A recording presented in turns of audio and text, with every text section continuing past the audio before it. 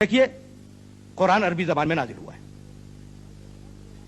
اور عربی زبان کے انتہائی بلند معیار پہ نازل ہوا، اتنا بلند معیار کہ آج تک ساری انسانیت اس سے عاجز ہے یا نہیں؟ دنیا کی کوئی بھی زبان ہو، دنیا کی کسی بھی زبان کا انسان ہو، اس کی فکر بدلتی ہے زمانے کے ساتھ ساتھ، اس کا لب و لہجہ بدلتا ہے زمانے کے ساتھ ساتھ۔ میں آپ کے سامنے دور کیوں جائیں، اردو زبان کی ایک مثال پیش کر دوں جب بات واضح ہو سکے گی۔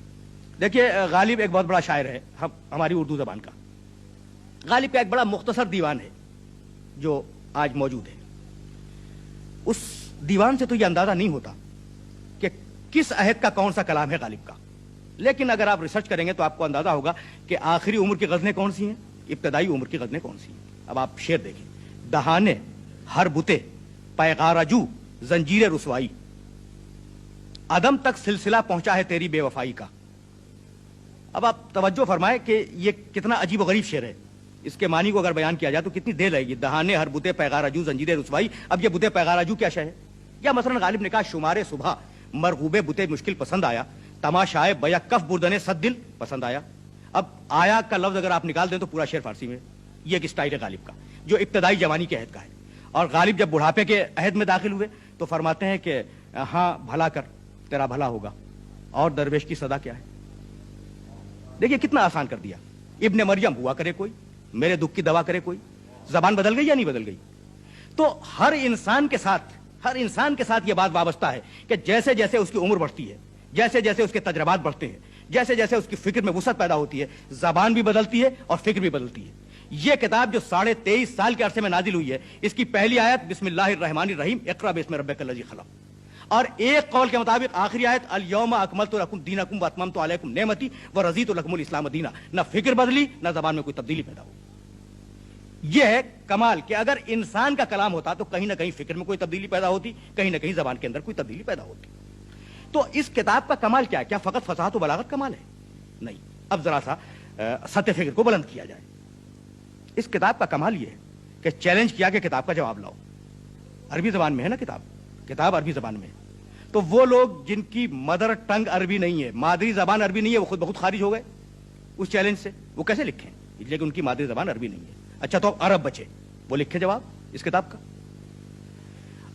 کتاب ہے فصیح و بلیغ، ادب کے انتہائی اعلیٰ معیار کے اوپر ہے، اور سارے عرب تو فصیح و بلیغ نہیں ہے نا، سارے عرب ادیب نہیں ہے، اس لیے وہ سارے خارج ہو گئے جو نہ ادیب ہے نہ فصیح و بلیغ ہے۔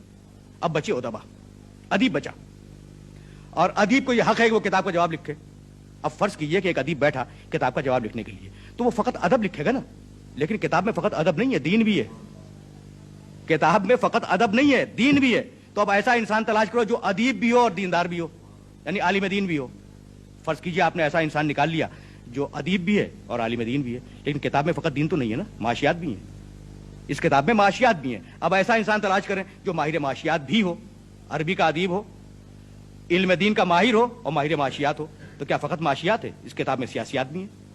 اب ایسا انسان تلاش کریں جو ان علوم کے ساتھ سیاسیات بھی جانتا ہو، تو کیا بات ختم ہو گئی؟ نہیں، اس میں فلسفہ بھی ہے۔ اب ایسا انسان تلاش کریں جو فلسفہ بھی جانتا ہو، تو کیا بات ختم ہوئی؟ نہیں، تاریخ بھی ہے اس کے اندر۔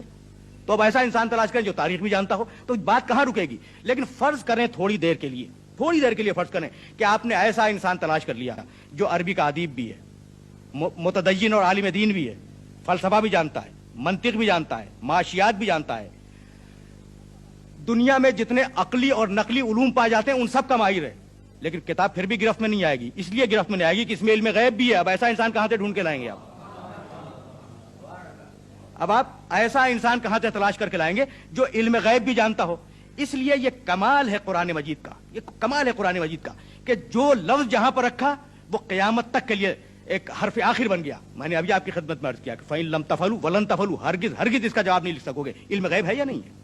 اسی طریقے سے یہ کتاب علم غیب کے مختلف مباحث سے بھری ہوئی ہے، اور اگر کبھی مجھے زمانے نے مہلت دی تو میں علم غیب کے موضوع پر آپ کی خدمت میں عرض کروں گا۔ تو یہ وہ کتاب ہے جس کی زبان نہیں بدلی، جس کا ڈکشن چینج نہیں ہوا، جس کی فکر میں کوئی تناقض اور کوئی تضاد پیدا نہیں ہوا۔ لو کان من عند غیر اللہ لوجدوا فیہ اختلافا کثیرا۔ ابھی میں نے عرض کیا تھا آپ کی خدمت میں کہ انسان کی فکر بدلتی ہے، ابھی کچھ کہتا ہے اور اس کے بعد کچھ اور کہہ دیتا ہے۔ ڈاکٹر اقبال جتنا بڑا مفکر، انہوں نے کہا سلطانیہ جمہور کا آتا ہے زمانہ، جو نقش کہن تم کو نظر آئے مٹا دو، ہے نا۔ اور پھر ڈاکٹر اقبال نے کہا کہ जमहूरियत एक तर्ज हुकूमत है कि जिसमें बंदों को गिना करते हैं, तोला नहीं करते। फिक्र बदल गई या नहीं बदल गई? फिक्र बदल गई।